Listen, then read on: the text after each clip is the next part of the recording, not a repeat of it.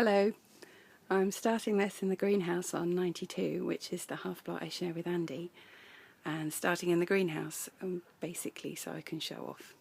These are my shallots, which I grew from seed, and I am immensely proud of them. They are so much bigger than my onions, which have been munched away by slugs all year and have really not done very well. But this should see us in oniony stuff for quite some time. There's another second tray underneath. So definitely one to do, not just because it gives you something to do in February when it's all dark and dismal. But elsewhere in the greenhouse I have a giant melon plant. This said that it would give me lovely stripy melons, and every single one of the little bleeders has fallen off. So I have nothing to show for it other than a massive plant which is going through all of the tomatoes and properly sucking out all the goodness from the soil, so I'm a bit annoyed about that.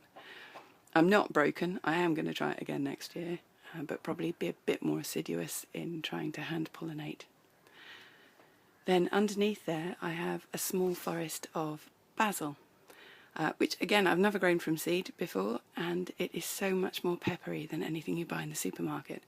It makes really wonderful pesto, so again something to do again next year. Something not to do again next year is grow sweet peppers. These are lipstick, which I love, and they taste beautiful, but you get about one per plant, and they really don't warrant the space that they take up when I could be growing many more chilies, which you can see there, some of them with little bags on, which is how I keep the flowers isolated so I can keep seed for seed circles. But the main star, obviously, from my greenhouse are tomatoes, which have recovered from blight, have recovered from me taking off nearly all of their leaves, and are about to start producing massive, massive amounts of tomatoes.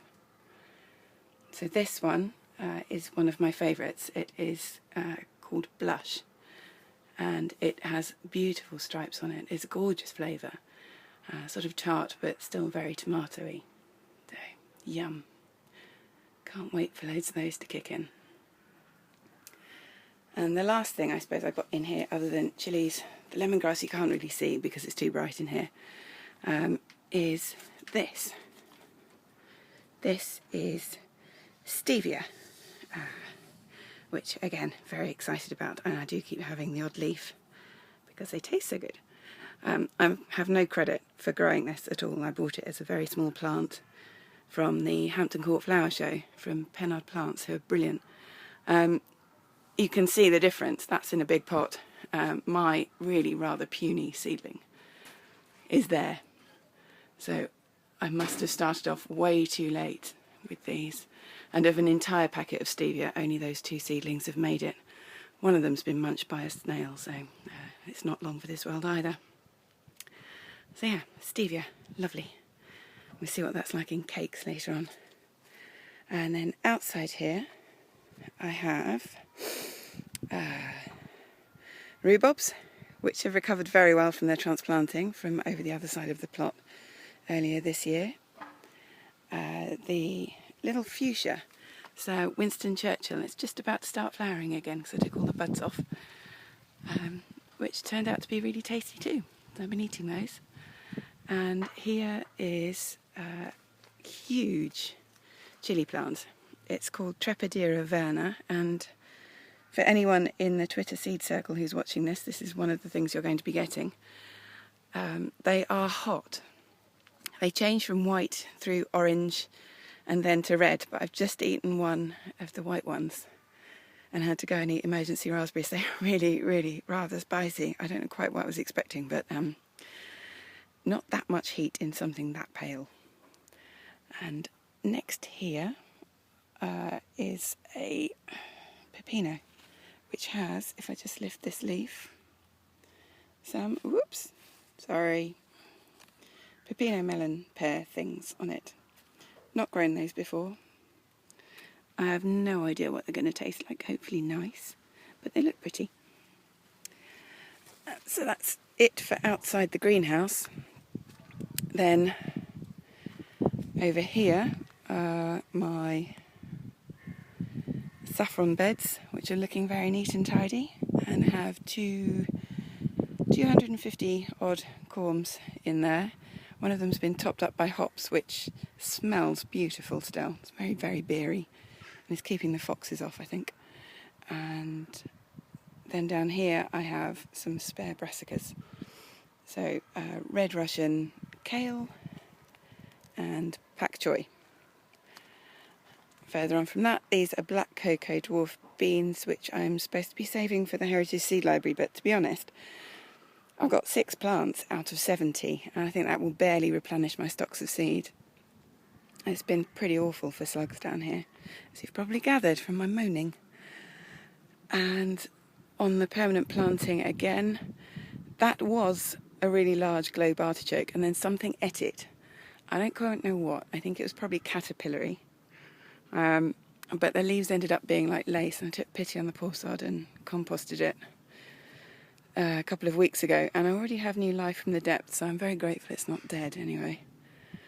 We have 2 globe artichokes which are coming home for tea tonight, and a mess which has a tayberry in it, but mostly borage underneath, which has gone a bit mental. And then here are the autumn raspberries, which are roaring along nicely. We get a handful or 2 every day now, and yeah, they're delicious. They're definitely one of my favourite crops. And over there, 3 of the padron peppers, still producing huge volumes of peppers, and aubergines, which went out late, but are starting to produce, and 1 little squash, again for the Heritage Seed Library. That's a sucrette, and I had 9 plants, of which 4 have actually survived, and I've just got the 1 fruit that hasn't been eaten by slugs.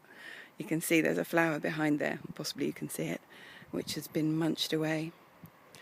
Then in this extra bed, I thought I'd planted 4 Shishigatani squashes. I appear to have planted one that it definitely isn't.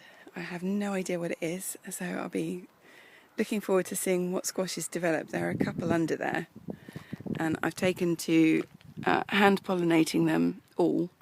Oops, and focus. Because it's just easier. If I don't do it, the slugs eat the little baby fruit, and I get no squashes. So hand pollinating everything is now the way forward. And then that's pretty much it. There's some pots of things, some little turnip seedlings, and a very large Cape gooseberry. That's about it for plot 92. This is the bit of ground I still need to work on. I don't quite know what I'm going to do with it. It was going to be a fruit cage, but Horsetail has made it over from the path over on Andy's half of the plot. So I'm not particularly sure whether I want to stick fruit bushes here, because it will inevitably get over here and is absolute pain to keep under control. Right, so let's see if I can do the same for plot 100.